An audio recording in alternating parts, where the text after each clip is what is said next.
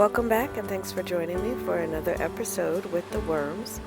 I have to apologize in advance. This is all I was able to record of the Vermicomposting Mini. Something was wrong with my recording. So instead of having a full video, I'm going to show you some video from the previous week where I harvested for the last time the Vermicomposting totes that we just did the migration on. This video shows, or this little clip shows, what the food looked like and how many worms were left behind.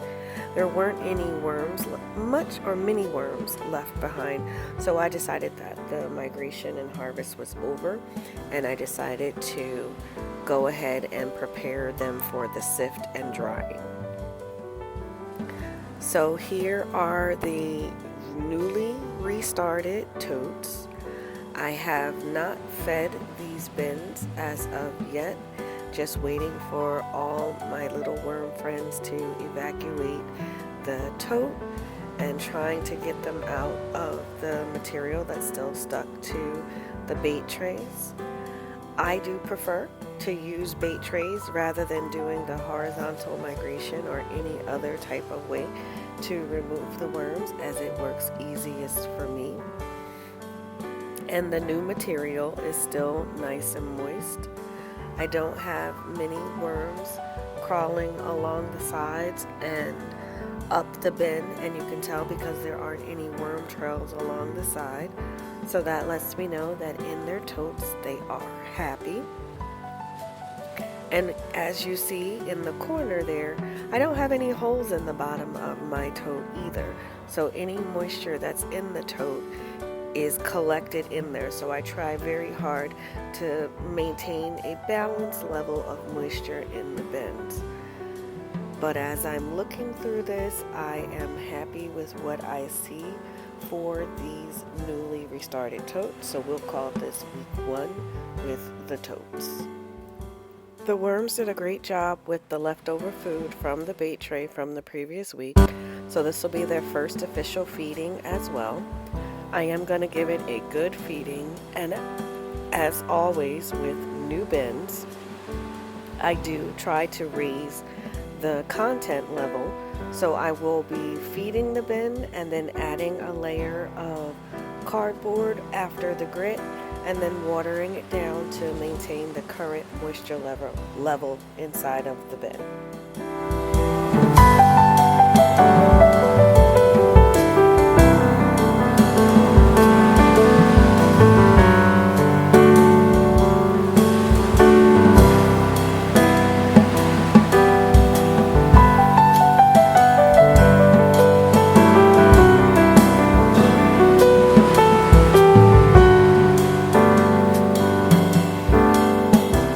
Decided to leave this bait tray here. There were a lot of little worms that were still on it, and I didn't want to remove them from the casting.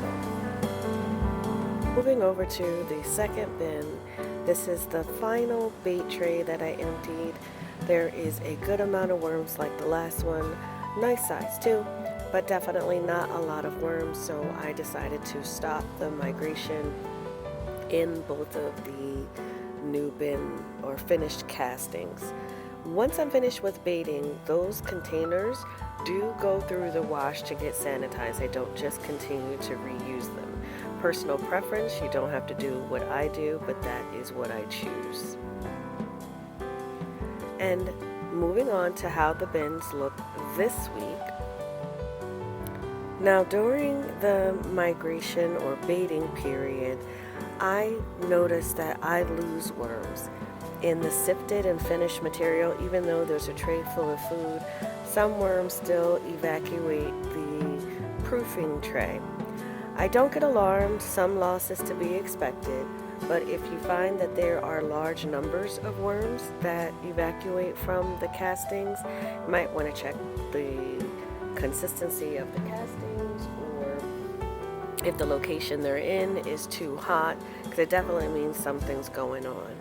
But I'm really happy because these newly restarted bins don't show that the worms are really unhappy with their environment. They're actually really happy, good size, And the consistency that the material is right now, I want to strive to maintain, keeping that consistency going forward. This bin as well is going to get its first official feeding and be counted as week 1 for the restart of the bin. And just like its sister bin, I did put quite a large feeding in as it's the first one, and I'm going to do the grit, the cardboard, and add some moisture on top. Again, always striving for that balanced moisture in the bin, as these don't have the holes at the bottom, so the top is the only way it can evaporate, and many times in these totes it does not evaporate from the top, it holds in.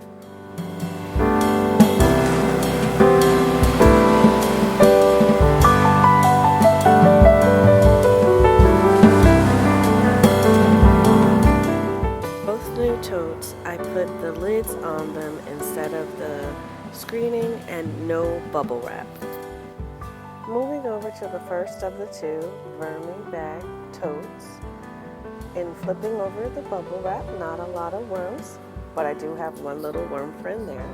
But not many worms are seeking to get out of the castings, like I said, which is a good thing. It means they're happy with their environment, and from the looks of the top, it just shows that it's kind of dampened in the middle area. So I'm going to first dig around in the area where I did not feed the castings, just trying to get an idea for the material itself. And as I was going through these castings, I realized I did have a good amount. I still want to add some more though to bring up the level of castings in here, but it's getting nicely processed towards the bottom. So I'm going to mix it all in, check for any worm balls, and then add a feeding to this, as most of the food had been processed. And as expected, over by where the food was, I had a nice little worm ball where all my friends here had gathered and were breaking down the food on this end. So I didn't bring it into focus, but everything that was in my hand was basically a worm ball. So I'm going to let them settle there and continue to break it down. But the rest of the castings, as I said before, did look well. They felt moist, not too wet. With the totes, they do get the opportunity to dry out a little bit more because the material all along the sides allows for the moisture to escape. So with these bins, instead of like the totes where I worry it's going to be too wet, these I worry that they're going to get too dry. So in this one, I'm giving a conservative feeding, not too much, just to give it some things that have a higher moisture content. And then I'm going to give it the grit, cover it up, and add some cardboard to it. Since the casting seemed like they were a little on the wetter side, I'm just going to give a trench full of cardboard rather than sprinkling it all at the top right where I just gave the food, because I know this particular feeding does have a higher moisture content. And then I'm going to cover it up, and that completes the feeding and update for the first tote. Moving to the last bin of this video's update is the second Vermicomposting tote, and here as well, just a few worms hanging out on the bubble wrap getting some fresh air. And in this bin, as it looks from the top, the area that was not fed is a little bit wetter because it doesn't have the cardboard over it. So I'm going to fluff this up first. And typically when I feed side to side like this, I don't find many worms on the other side, but it is important to get down in there and checking the consistency. It does hold, but it's a little wet. It didn't crumble, but it's still good. I don't have concerns. That's why I'm giving the thumbs up sign there. And on the other side where the worms and the cardboard are, you can see a whole bunch of worms as I turn that over, and these guys fell from out of the rind that was still there. I believe that was apple, it might be squash, but they're all looking healthy, looking good. The consistency in this bin was kind of on the wet to moist side, if that makes any sense. Like they weren't super dry, they weren't too wet where I get concerned, but they were at that point where if I add too much moisture to it, I may end up causing the bin to be out of my preferred range. But overall, everything looks like it's going good. Not too many dry spots on the edges there. So for this one, I am going to give it a feeding because I didn't find too much food in here, and do the grit and add some paper or cardboard to this as well. As a worm farmer, as I'm going to call it, you definitely want to, if you can afford to, invest in a cardboard shredder. You'll find that you use cardboard in so many ways, from the worm bedding to adding content to out in the garden. So Amazon is my friend. I try to use all my normal sources for cardboard and reuse them in the worm bin and in the garden in different places.